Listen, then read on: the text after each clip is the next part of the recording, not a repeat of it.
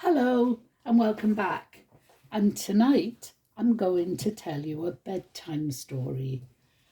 We're going to start, as you can see, we've got two money boxes. They're both very old. They've both been in the attic, but I'm going to start with this one and tell you a bedtime story about this. A lot of people, when they see it on one of my shelves, think it's a cup, but I got to say it hasn't been on one of my shelves for years, but then people thought it was a cup.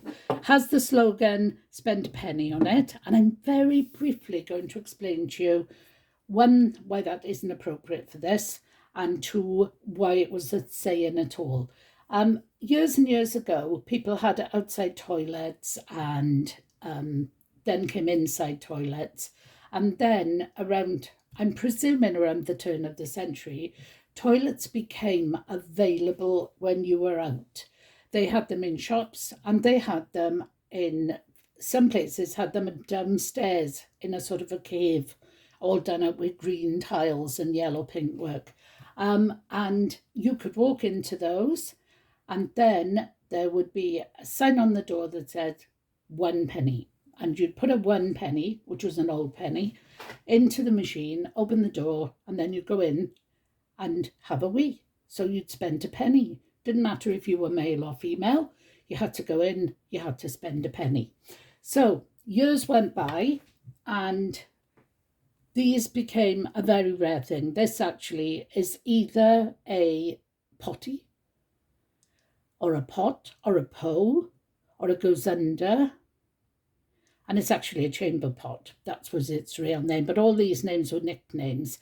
And in the morning, you'd hear the mother shouting to the elder children, "Don't forget, bring down the gusunder," or the po. "Don't forget the pos when you're coming down." This sort of thing, because they had to be emptied outside or in the indoor toilet if you had one.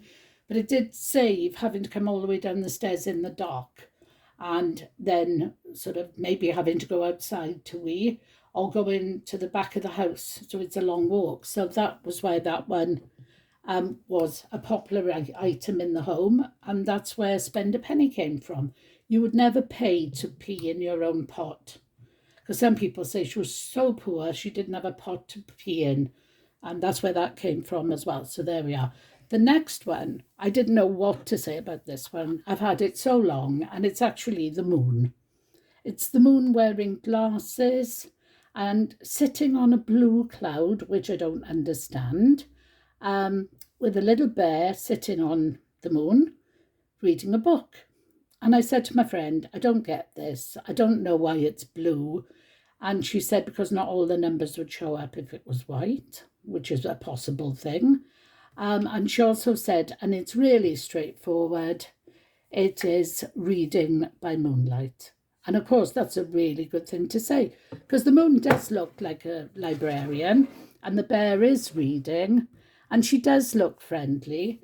And to be fair, if you were traipsing through the house in the dark without your chamber pot in the middle of the night because you'd forgotten to take it upstairs, then you could probably open the curtains and wee by moonlight as well. So there you have it. A pot and a moon and a bear reading a book. And I've got nothing else to say about it. I love them all. They're gorgeous, I know.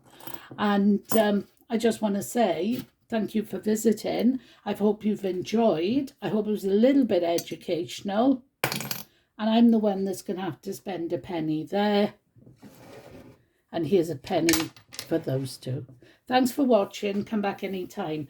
Oh, and make a comment if you like the new layout, or tell me if you preferred the old one. Just put a comment in below. That'd be great. And also give me a thumbs up if you can. Thanks for watching. Bye now.